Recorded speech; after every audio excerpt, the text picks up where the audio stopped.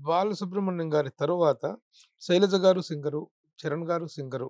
వాళ్ళది ఎందుకు కెరీర్ ఒక ఉధృతంగా వెళ్ళినటువంటి పరిస్థితి కనిపించలేదు? యాస్ ఎన్ యాక్టర్‌గా మీ కెరీర్ ఉధృతంగా వెళ్ళిన పరిస్థితి కనిపించలేదు? సో, దీనికి ఇప్పుడు అనుకోవడానికి మన చాలా రీజన్స్ ఉంటాయండి. బట్ హ్మ్. అవన్నీ వాస్తవం అని మనం అనుకోలేము. హ్మ్. ఇఫ్ యూ టేక్ రియాలిటీ, మనం రియాలిటీ ఇది తీసుకుంటే, a great star son was never great. The best college for intermediate. Unacademy, Madhapur. అది నెవర్ గ్రేట్. దీనికి సింపులెస్ట్ ఎగ్జాంపుల్ ఇస్ మా మానసిక గురు అమితాబ్ బచ్చన్ గారు. అమితాబ్ బచ్చన్ గారు. వాళ్ళ అబ్బాయి. వాళ్ళ అబ్బాయి. ఓకే. ఇది ఒకటి. హ్మ్. దీనికి విరుద్ధంగా టోటల్‌గా ఇంకో డిఫరెంట్ ప్రొఫెషన్. సచిన్ టెండూల్కర్ గారు. హ్మ్. వారి అబ్బాయి. హ్మ్. ఓకే. హ్మ్. సో, ఏమైపోతుందంటే ఇది ఎక్స్‌పెక్టేషన్ లెవెల్స్ అనేది చాలా ఎక్కువ ఉంటాయండి. ఎక్కువగా ఉంటాయి. సో, అది దాటి రావాలి అని అనుకునేసరికి ఏంటంటే యూ షుడ్ బి మళ్ళీ ఇంకో సార్ లాంటి వాళ్ళు అయి ఉండాలి. కరెక్ట్. సో, ఆ ఎక్స్‌పెక్టేషన్ ఎందుకంటే ఇంట్లోనే ఎవ్రీ 24/7 ఇదే మాట్లాడుకుంటాంటే డెఫినిట్‌గా వస్తుంది అని. హ్మ్.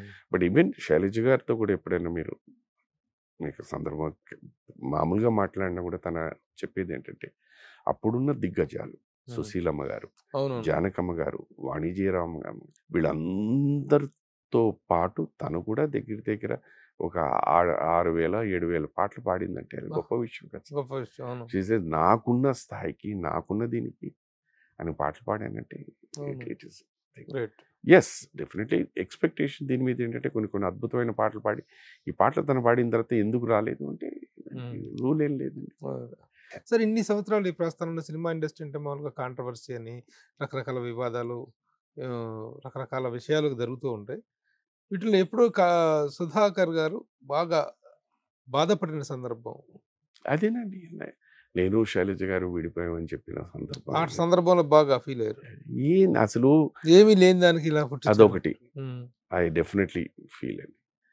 2 ఈ మధ్య నన్ను వద్దు బాబు నా జీవితమే ఇంత ఆవగింజంత జీవితం. నేను చేసిన సినిమాలేంది. నాకు ఇంటర్వ్యూలు వద్దు అంటే లే అండి మీరు same thing. All the beautiful ఎక్లోడ్స్ మీలాంటి వాళ్ళు వస్తేనండి గౌరవం అండి, ఇదండి, అదండి అంటారు. హ్మ్.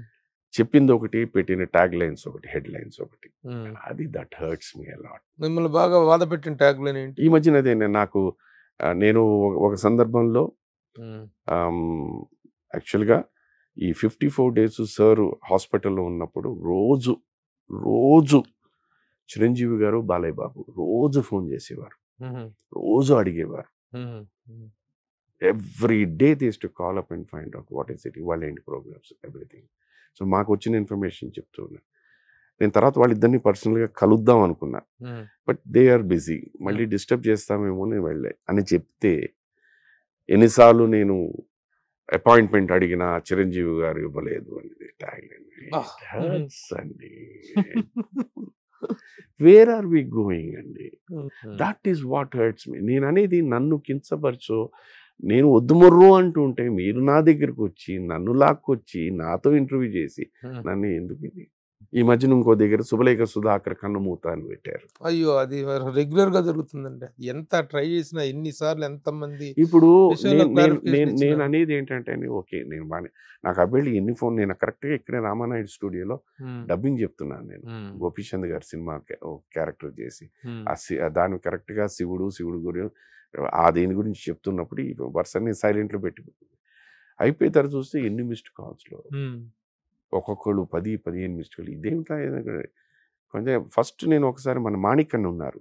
హ్మ్. ఫోన్ చేసి అన్నా ఎవ్రీథింగ్ ఓకే అన్నా, అన్నా బాగున్నావా అన్నా, ఇదే అన్నా బాగున్నావా, ఎవ్రీథింగ్ ఓకే బాగున్నావు, బాగానే ఉన్నాను అన్న, ఎక్కడున్నావు అన్న అంటే ఇక్కడే రామనాయుడు గారి స్టూడియో, ఇప్పుడే డబ్బింగ్ అయింది వెళ్తున్నాను, I'm flying back to Chennai అన్న, ఇవన్నీ అన్నీ ఓకే కదా ఉంది.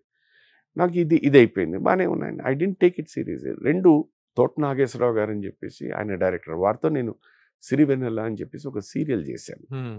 హ్మ్. ఆయన ఫోన్ చేస్తే సార్ హ్మ్. ఓకే కదా సార్, ఓకే నాన్న ఏంటి లేదు సార్, మీరు నార్మల్గా మీరు ఒక మిస్డ్ కాల్ ఇస్తే ఒక 5 నిమిషాల్లోనూ మీరు ఎప్పుడు ఇది ఇస్తారు సార్, 2.5 అవర్స్ అయింది మీరు చేయకపోయేసరికి, అందుకే వరుసగా అన్నిసార్లు ఫోన్ చేశాను సార్. హ్మ్. ఏంటయ్యా నాకు ఇంతకుముందు ఇలాగే వచ్చి ఏంటంటే అప్పుడు చెప్పారన్నమాట. హ్మ్. తీరా చూస్తే ఏమి లేదు. ఇప్పుడు నేననేది ఏంటంటేనండి, అందరు మనుషులు, అందరు మనసులు అంత గట్టిగా ఉండవండి. అవును. పొరపాటున మా ఇంట్లో అఫ్కోర్స్ అప్పటికి మా అమ్మగారు నాన్నగారు ఇద్దరు కాలం చేసి ఇలాంటి వార్త వాళ్ళు ఎవరైనా విని అవును.